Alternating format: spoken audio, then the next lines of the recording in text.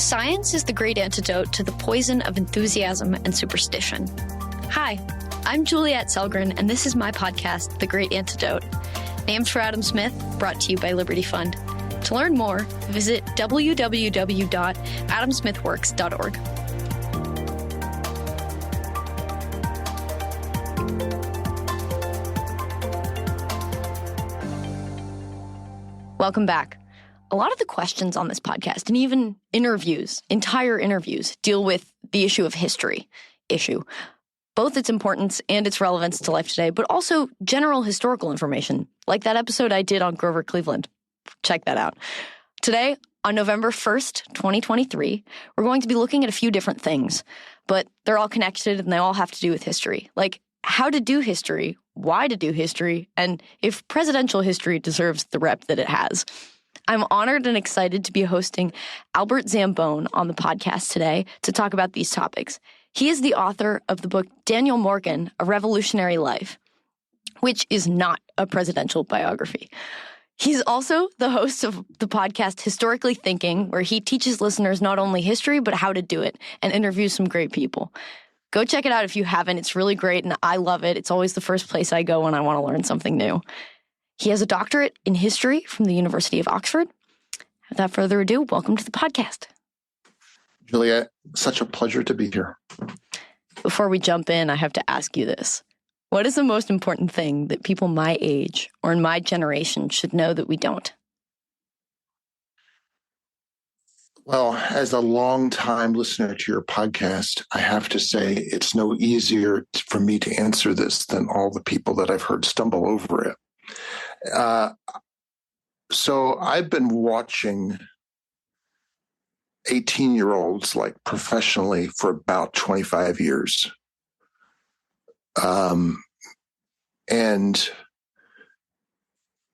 I would say the thing that I realized from the time I was a graduate student, and it's only gotten worse exponentially, is that high-achieving undergraduates like yourself, and these are the people that I'm going to refer to, people who are at places like UVA, they need to give themselves some grace. And that sounds really new agey, but I mean it very seriously. The high-achieving undergraduates, the high-achieving 20-year-olds in 2023 are clinically some of the most depressed and disordered people in the United States. Kids who attend elite high schools are now considered an at-risk group in terms of anxiety, depression, and substance abuse. Part of this, I think a large part of this relates to how we, and I'm thinking about Gen Xers, have taught your generation to deal with stress. External stress is seen as really bad, and sort of places from which external stress come are bad and are minimized. But no one ever taught kids now between 18 and 22 how to deal with internal stress. So we've got this combination where the elite, high-achieving undergraduate is both tough as nails, knows exactly how to get ahead in life, knows how to work the system, and is also fragile. That's the snowflake mythology. Snowflake is only half of it. They're titanium snowflakes. A lot, and this has happened because of an achievement culture, which wasn't created by you. It was created by us. And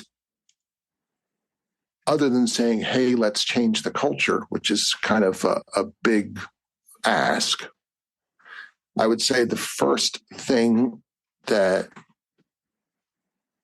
students like you should know is you need to fail and be okay with it.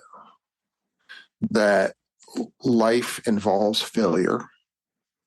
Failure is required to learn. Not everyone, no place on earth is like Harvard with an average GPA of 3.8. There has to be some failure involved in life in order to develop resilience. And part of that resilience is, I guess, what can only be called come through a process of understanding your failure, accepting it, and moving on. And that's what I mean by giving yourself some grace.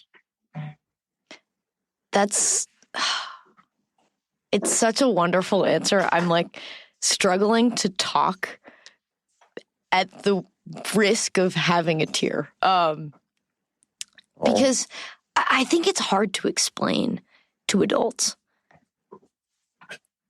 Because I have failed and I've accepted my failures more than a lot of the Harvard kids, for example.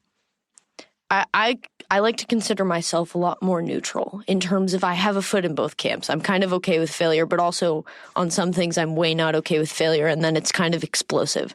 So I understand, and I see exactly what you're saying, and I feel it.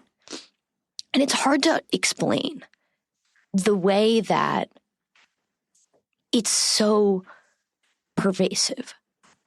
It is not really a choice because it is culture. And not to bring econ into this, but in culture, as much as you can affect it yourself, you're kind of a price taker and you have to be okay with that. You're not the entire world.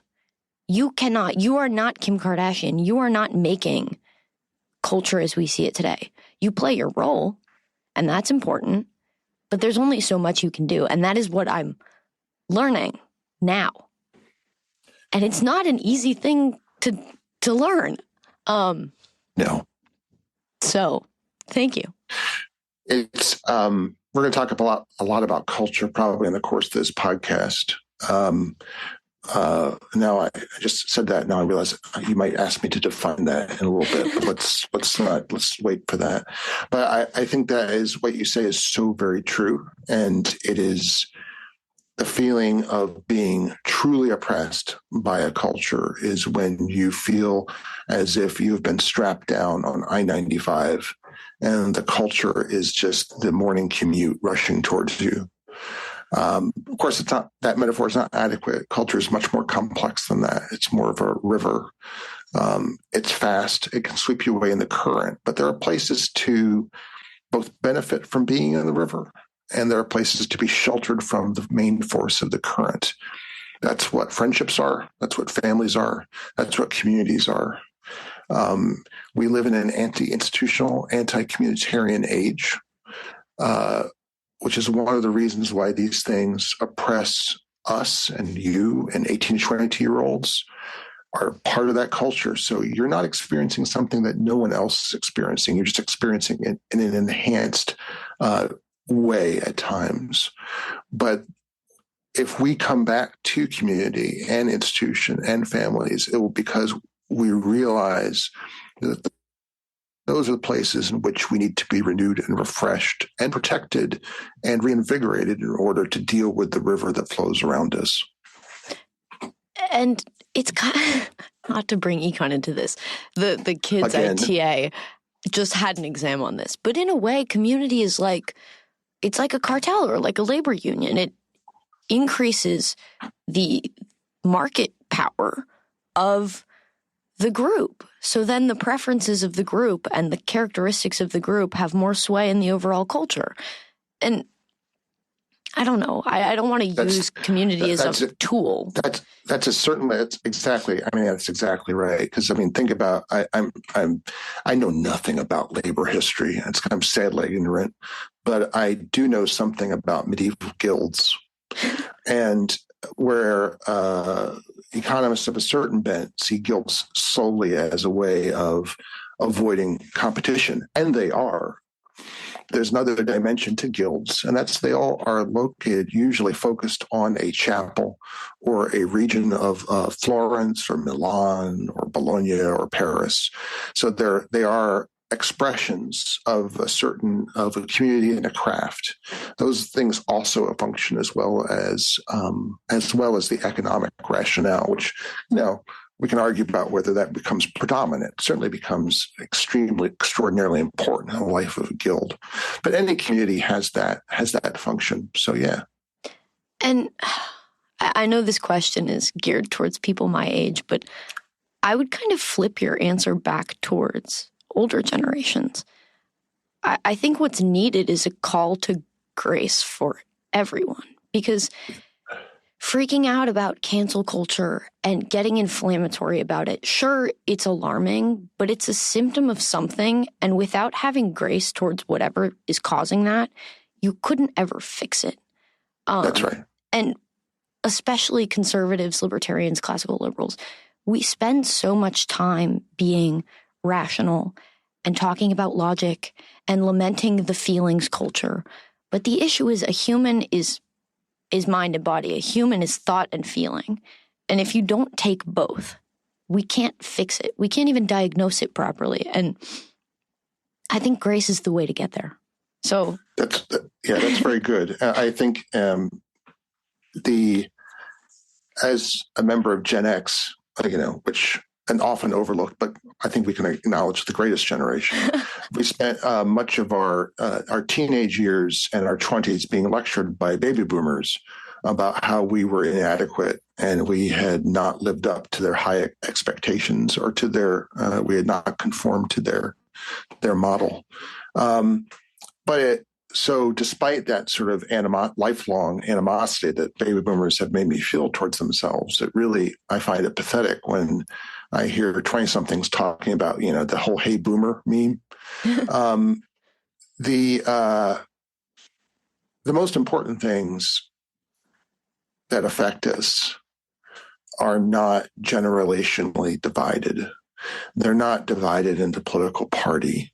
They're not even divided into regional aspects. These are the big things that we find that are really driving us right now, that bear down upon us, are cultural things, which we find Trump voters and Sanders voters and Biden voters and et cetera. All of them share it. Now, it's part of the nature of our political pathologies at the moment that people refuse to recognize that commonality. But it's the cultural commonalities that are important and which we need to focus on. So you're right. It's not just the 18 to 22-year-olds that needs to have grace. Gen Xers live in perpetual fear of their children turning against them. I think a lot is explained by that. And we need to get over that and get over ourselves and forgive ourselves for being bad parents in the ways that you have to forgive yourselves for the ways that we've made you behave as high-achieving robots. It's funny. I don't remember if this is something someone said as a response to this question, but I think it was. Whoever it was said the problem with America came when parents decided not to just be parents, but to raise children and to do parenting. Yes, this was definitely a podcast moment. And I think that's part of what it is. You need to forgive yourself for trying to parent, because I don't know if you can properly do it. I don't know. I think this is the thing that humans keep trying to learn. It's one of those things that we have to keep relearning because, A, no one can do it perfectly. There's no formula. But also, it's one of the main parts of human life as we go through life. I can speak very confidently about this because I have no children. But I have seen it again and again. And I always thought to myself, well, I'll do this much better. I don't think any parent, well, most parents probably say at some point in their life, well, I'm going to do this better or differently than my parents. And then they realize that it's not going to work out like that. They're going to, if they're doing it, even if they do it differently, they might not be doing it better, or they find themselves, to their horror, doing exactly some of the same things that they learn from their parents about how to parent. So yes, it's one of the things that we have to sort of get beyond, is that feeling. And in an era where everything is achievement oriented, everything is oriented towards mastery, that's a culture in which being a good parent to it, it's being a competent parent, being a good parent. And, and quite frankly, those are some of the worst. Yeah. It has a different end. It has a different end. Yeah. With that, let's extend this conversation, because it surely won't end.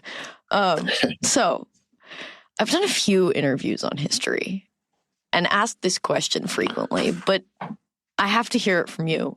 What is history? A historian's favorite well, this question. is like, we actually do love this. This is, my mind is like cycling like a combination lock. This is like the first 15 minutes of the first day of the first autumn semester. So history is a terrible word in English, because to my mind, it means three things. First of all, most people use it synonymously with the past. He's history. That's all history now. History is bunk.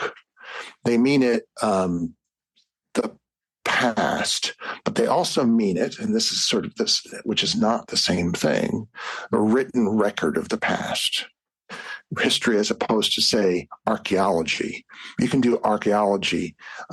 It's about the past. You might think that's history, but there's the written record. That's the third thing. The second thing.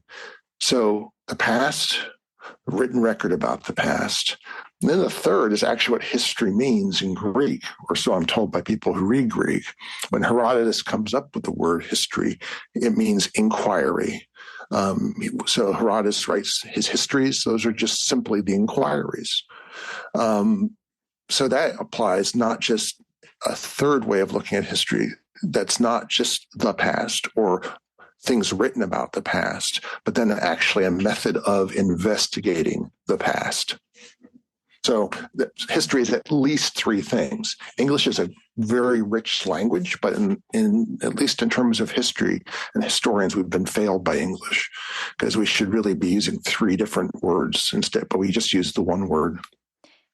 Is there a language other than Greek, or languages plural, that do this in a way that English doesn't? I have no idea.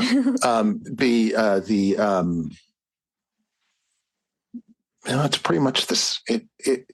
I think in German there's a different ways of describing it, but you would know better than me about French.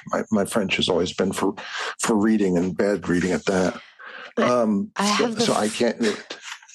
I have the French of a sixth grader, so although I can speak French quite fluently, it's more of I could tell you colloquially that at a non-intellectual level, it means the past, the written record, not the actual past. Like, my past is not history necessarily in the way it's used, but I have no idea about the third meaning of history, if that's what it means in French. I would really, now that you're pressing me on this, I'll have to look at, say, Samuel Johnson's dictionary of the 1750s to see, because I'll bet you that he doesn't give history the first meaning that I gave to it, that he probably does say, the past or something. But it certainly, in 21st century American English, I think colloquially it means the first two things, where it also means the third thing, the inquiries part. When I think about the ways that people get interested in history, or the way that little kids are taught history and who likes it and who doesn't, versus the way that I came to it again later, and the way that people who study history professionally and do history, actually might be the right way to say that by your definition, it's very different from how it's done in schools, right? So I think of the little kids, the little boys especially, who like Napoleon and the Roman Empire and the knights in shining armor, and they're super interested about war. And then everyone else who kind of falls off and doesn't quite care because it seems to be memorization or facts. And how is that useful?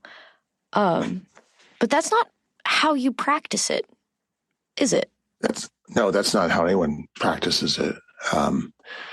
You're absolutely right. I think that was me. I think every kid, every developing mind finds something that they focus on, say when they're 4. I think my sister's was Greek mythology. Mine was George Washington. And little did I realize that I would be, eventually thinking a lot about all that George Washington stuff. But that is that initial romance, I think, excitement at a good, true story. Not everyone feels that, but a lot of us do. And then eventually we get to school class on history and we get battered to death with boredom, with dates, with Missouri Compromise and Kansas-Nebraska Act. And what the hell is that? And, I think at least for a couple semesters, I was a C student in high school history, and I almost had it completely washed out. Any interest in it was completely washed out of my skull because of the way that it was taught to us. Our teacher tried to teach us thrilling stories, but she, at the same time, I would say now, she wasn't showing us what history is in the sense of inquiry. She wasn't teaching us that. And she certainly, I think she did believe that in some way that history was a question of getting your dates in the right order. And, it's more than that. It does help to know the dates, although I think historians are some of the worst people at memorizing dates that there are. It helps to get them in order. But the only reason, as I always used to say to students, look, get the story in order and then the dates will come. If it's important to know who comes what, get things in order to develop a narrative, to get that story part, then you'll know the dates. But that's not the way it's usually taught. What was I just thinking about? The thought, the second you stopped talking, just left. So, I'll keep on going then. My sort of teaching sensei, Lendl Calder, who teaches at Augustana College in Rock Island, Illinois. He, years ago, I think it was in 05, 06, wrote a really important article for the Journal of American History about coverage versus uncoverage, which this really influenced me. And, eventually I was fortunate enough to be able to teach with Lendl and the other fantastic people at the department at Augustana. Lendl pointed out that historians are always talking about, I've got to cover this. I've got to move faster so that I can cover the Civil War. I don't want to forget to cover Reconstruction. I got to cover, the Vietnam before the end of the spring semester. Cover. And what we mean is by get lots of that content and download it to the, students in front of us in the lecture hall. But cover has a dual meaning. The way that most people use it is we cover things up. We put a cover on the bed. We put a cover over our car. We engage in a cover up in Washington. Lendl's argument, which, I'm fully persuaded by now, is most of the way that we teach coverage in history actually covers up, it conceals how historians actually do history.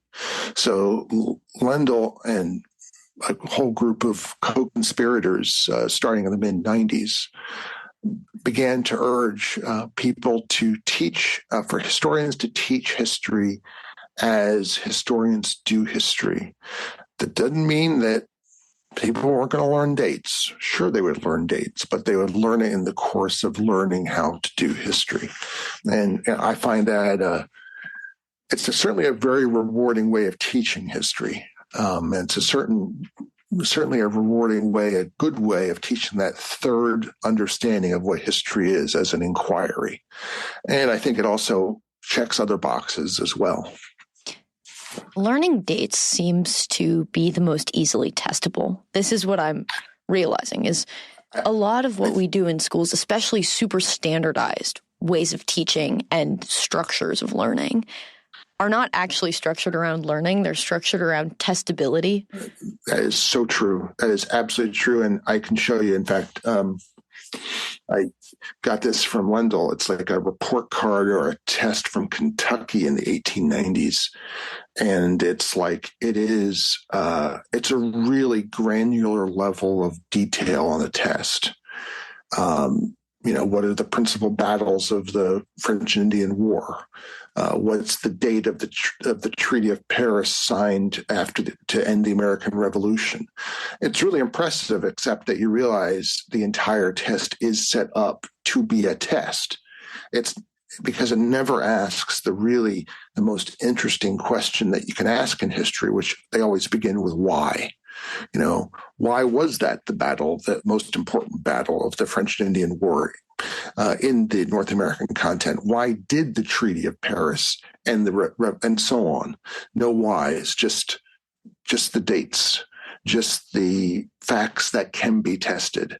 It's really hard to grade answers to why questions. It takes a lot of time. And I don't want to be cynical about this, but I'm going to be cynical about this. I find it tedious to grade exams with answers to why questions. It takes a long time. And therefore I tend to avoid it, or I am motivated to avoid it. And that's why I think, for the most part, we don't do it. It's also really hard to do that with a lecture hall of class of 150 students taking History 1. How are you going to grade all those tests? So we've tended for a very long time to change the content of history to make it testable. So I guess there's a lot of experience you can pull from in answering this next question.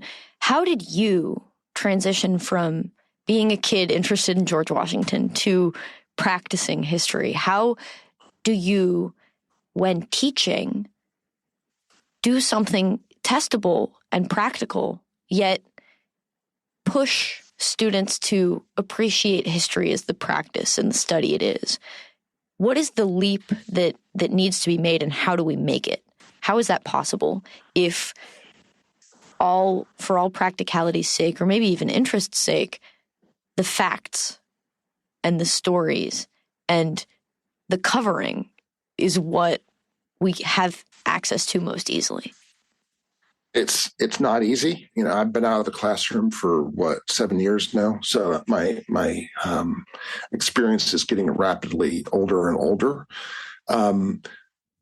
When I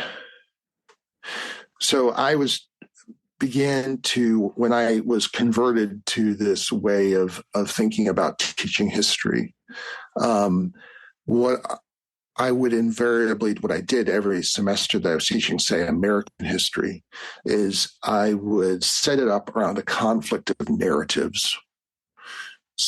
So I would always give the students Howard Zinn to read, and someone who violently disagreed with Howard Zinn. Maybe William Bennett, the conservative, talk show host now. He wrote a history of the United States. Maybe someone else. So I'd have someone from the left and the right. It's important that I have two people that I don't really agree with in all things. And then those are their textbooks for the semester. They read both, and they are tested on whether or not they can reproduce or recognize the arguments from the chapter for the reading for that week. So that's actually the most testable thing that I'm doing. In fact, I think that would be done, I'm forgetting, at least once a week. And you can do a sort of a quick quiz. You can do a quick quiz for a reading for the argument in 5 minutes at the beginning of each class. And they can be graded by someone who knows what they're doing. They can be graded while the students are doing their next in-class assignment. So that's what so the first thing that I was trying to teach was something that's not just unique to historians, but something historians depend upon, which is reading to find the argument. What is the argument? What is this person saying? What are they making? What claim are they making? If I could get a majority of students in a class to just learn that one thing, I could, you could die happy, I think, because that's such an important thing to be able to do as a thoughtful, literate citizen and a human being, is reading for an argument. So that's the first step. Want me to keep on going from there? Yeah.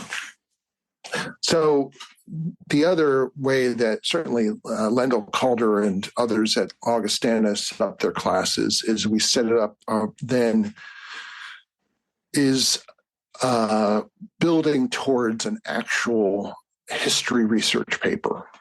And this is really difficult because students were no different than I had been as an 18-year-old. I thought when I was 18-year-old that a history paper was basically like an encyclopedia article, just with better facts, more facts. I did not have the slightst clue that you have to begin with a why question. So let's come up with a really big why question. It's on the top of my head. Why did the British lose the American Revolution? Okay, that's a why question. It's a really good why question.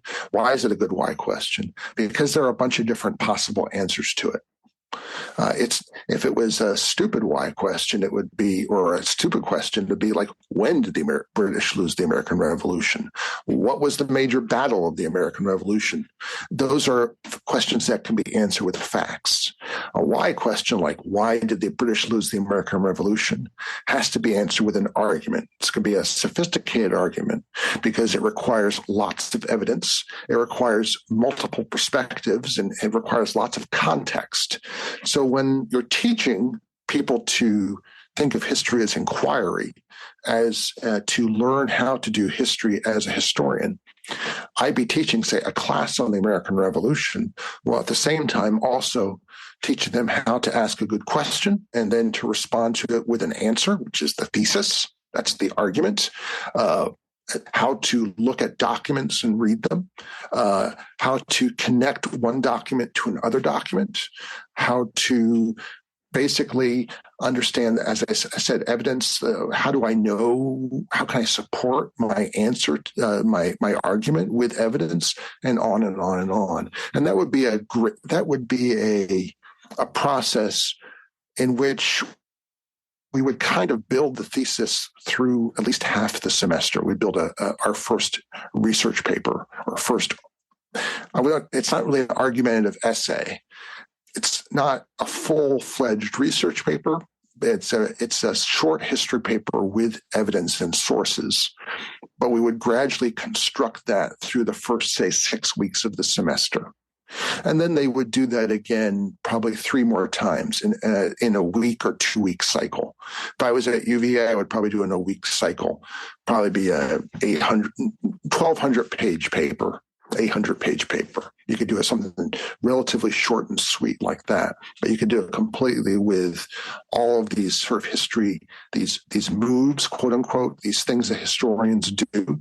You could integrate that into the paper. So that's how I would teach history when I taught history. 800 pages? No, I'm sorry. Did I say 800 pages? You said no. pages. Oh my gosh! There's a real Freudian slip right now. I'm thinking that I just said to myself today I have to write 60,000 pages, but just 60,000 words, 800 words, 800 to 1,200 words. I usually I usually stuck with 800 words because that's actually about the length of an opinion piece in the newspaper anymore. You can say a lot of necessary things in 800 words. And 1,200 words is more than enough to get your point across about something that's discrete. So that's what I would usually shoot for. Something that I'm kind of interested on, and I'm going to push back on, not because I think you're wrong, but because I'm curious, and maybe it will help clarify what you mean by history is inquiry. Mm-hmm. Isn't every discipline just a different method of inquiry, geared towards a different application or goal, but it's all the same thing? It's a different method of inquiry. Absolutely. I completely agree.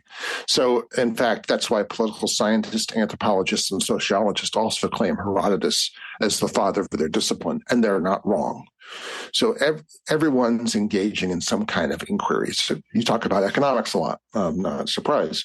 So economics is a certain type of inquiry based upon a certain evidence, but it's beyond that. History and economics are different ways of thinking and different ways of practicing. The analogy I generally use is that of being a doctor. Doctors are also interested in evidence. Doctors are also interested in seeing things. Doctors are also interested in interviewing people, but they're not oral historians, obviously. Mm-hmm. When a doctor does a sort of a really good interview with a patient, they're actually doing something that looks a lot like oral history, but they're not oral historians.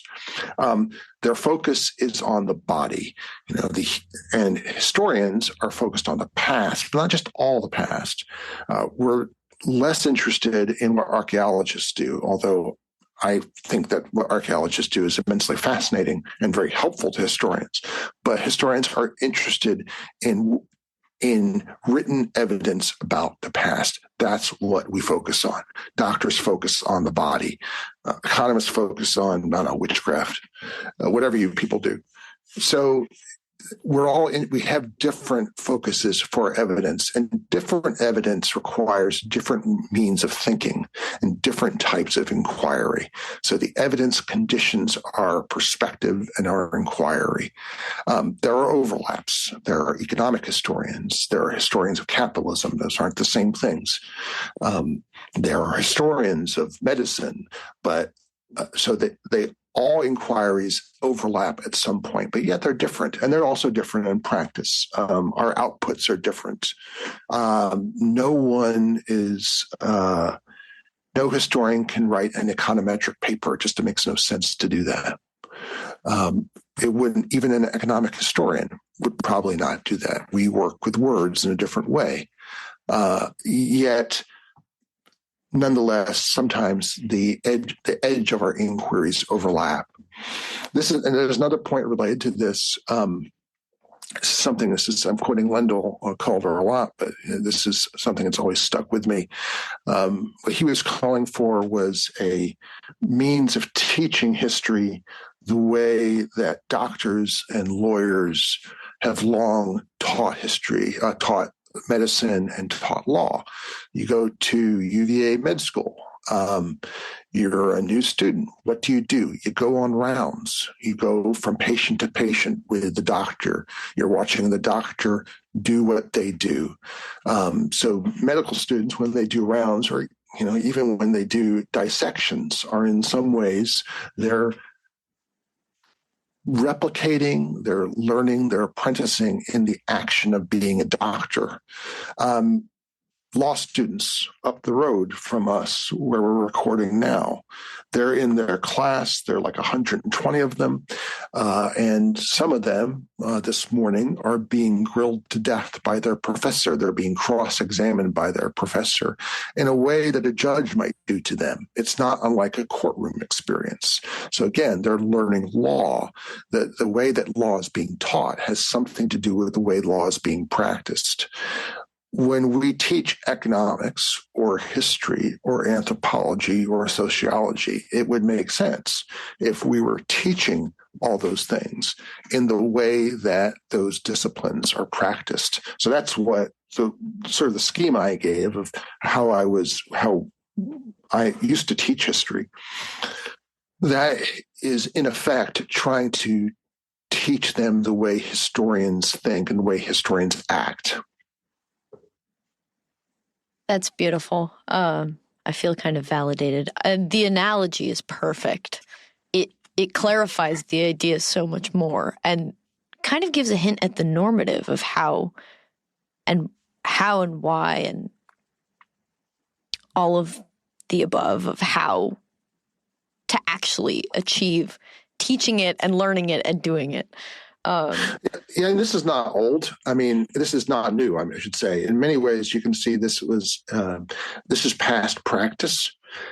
This is the way Plato set up the academy. This is the way Aristotle set up the Lyceum. This is the way Jefferson set up the lawn. The lawn is the whole point of teaching at University of Virginia was students were to be taught in the front room of each professor's house. So there was something in which you are being invited into the professor's life. Now, I take that as not necessarily domestic, although it can be, but actually an expression of what good university teaching is. You're being invited in to see how a person thinks and how they act, and then trying to replicate it for yourself. And that's good teaching. They had to build the anatomy library, the anatomy theater, because one of the professors complained about dissecting cadavers in the front parlor of his house on the lawn. His wife didn't like it much, but that's the idea. That's a kind of extreme idea, but to be invited in to see what this is, master and apprenticeship. This is seeing how someone does things, how they think, how they approach something, and then working on your own attempts to do it.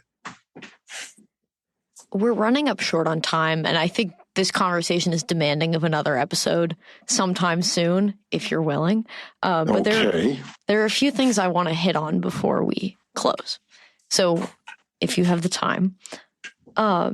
First is the predictive power. So now that we've kind of describe different disciplines as different ways of inquiring, I think about economic models. We talk a lot about, well, what's going to happen to inflation if we do this with the money supply, or if this happens with spending. The way government spends is now being discovered to be an important factor in what happens with inflation, whether or not you believe it or not. That's what's happening on the cutting edge of macro econ right now. And we talk a lot about what value these models have and when, because they're not always applicable. And so what can history actually tell us? What predictive power does it have? And when should we listen to it? And when shouldn't we? And I know that's a huge question. That is a whole podcast by itself. It's more than one podcast. I think I've had several of these. I range from wildly dismissive to mildly hopeful about history's predictive power, and probably depending on how much coffee I drank. On one level, if there's anything that is fingernails on the blackboard for me, it's someone saying, well, those who forget the past are condemned to repeat it. that condemnation has been happening again and again and again through human history. If history had a predictive ability, then we would be probably in a much better shape than we sometimes seem to be. On the other hand, while dismissing some of the wilder aspects of it, there is, this, I don't know if it might be too much to call it a burgeoning field, but there is such a field now of applied history. Of course, it's a journal of applied history, and I need to get someone on the podcast for them to defend themselves.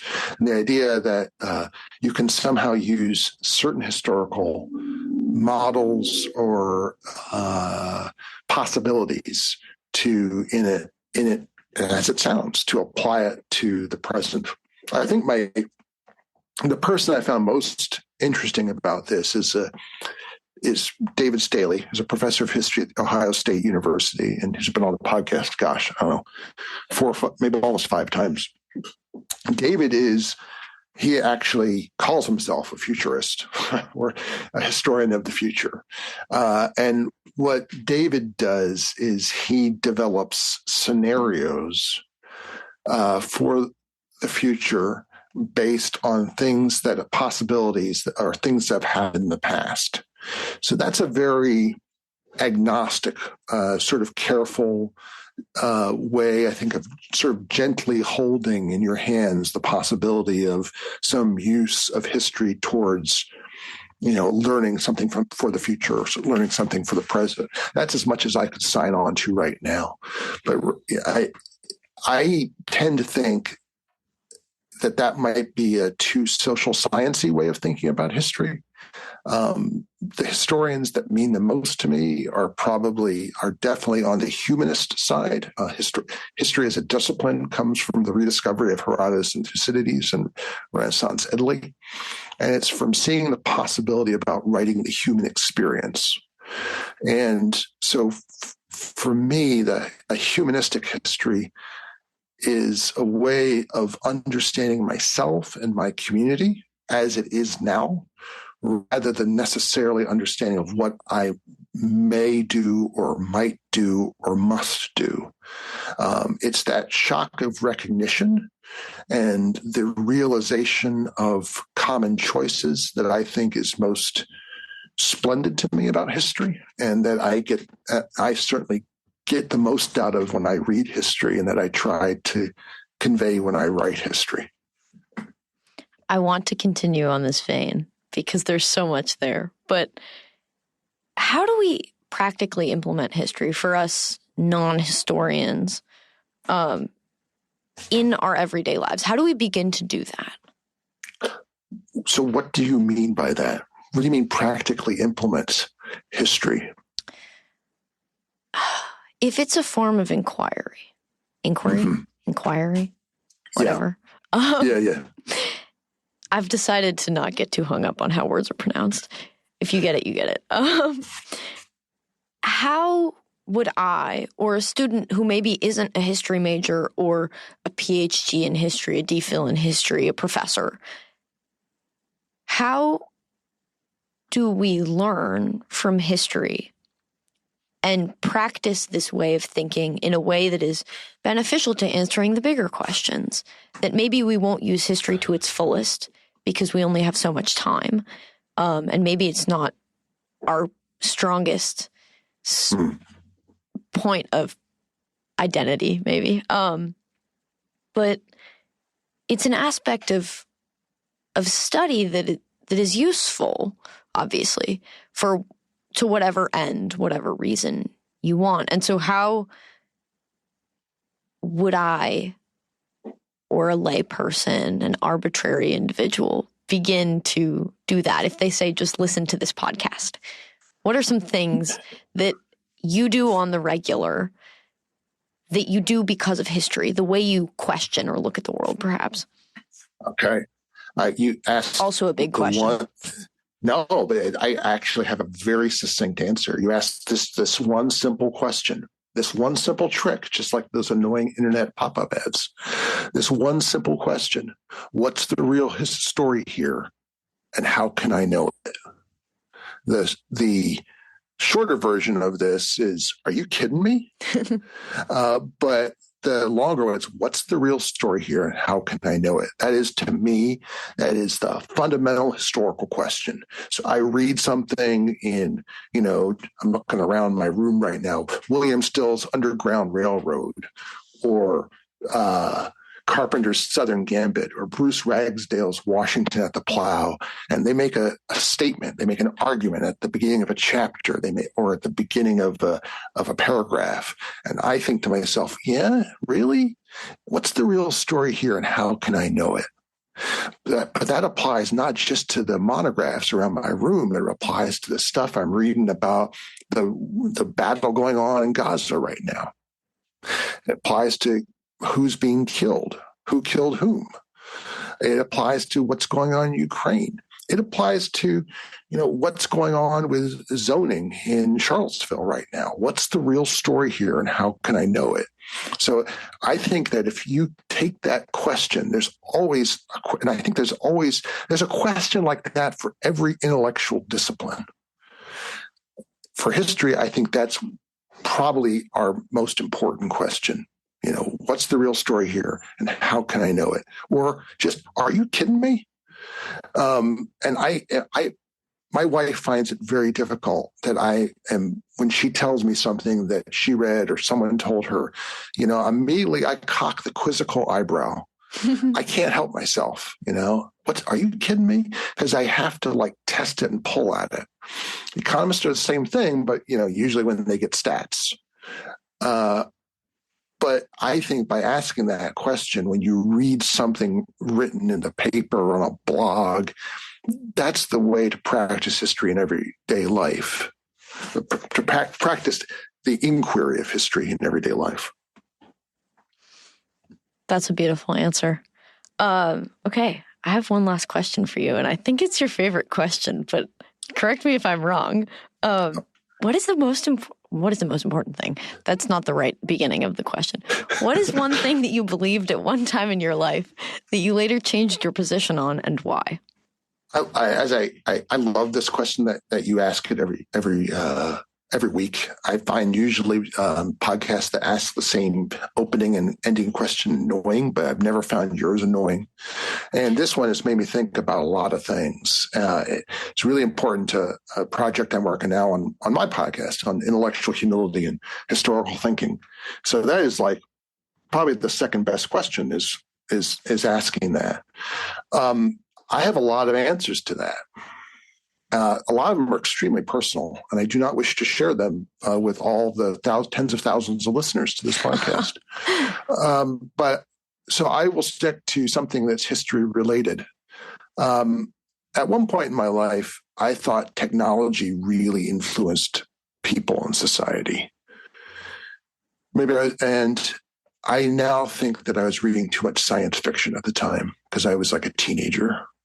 And at another point, I thought ideas were really, really the thing that changed everything. Someone gets an idea, someone else gets a cold, someone else dies of pneumonia. And that ideas could be traced through time, through human history, like a long, intricate golden chain, and that you could just tease at it and follow it through history. And that was what's really important.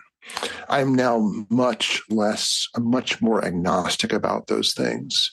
I have come to see that certain technologies don't influence certain cultures because cultures won't allow those technologies to influence, or they can't influence it.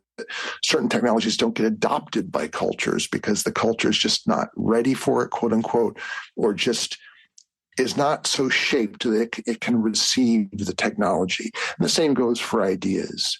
So I've come to believe in the real primacy of cultural change, both as terms of carrots and sticks, in terms of guardrails and opportunities, which the sum of those makes a culture, the taboos, as well as the things that we're encouraged to do in a culture, that those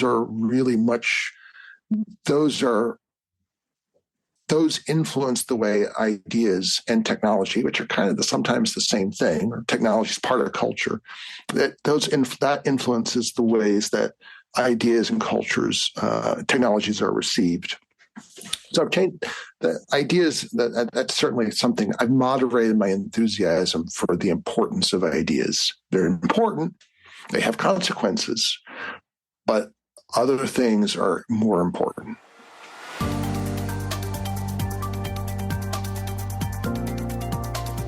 Once again, I'd like to thank my guests for their time and insight. I'd also like to thank you for listening to the Great Antidote podcast. It means a lot.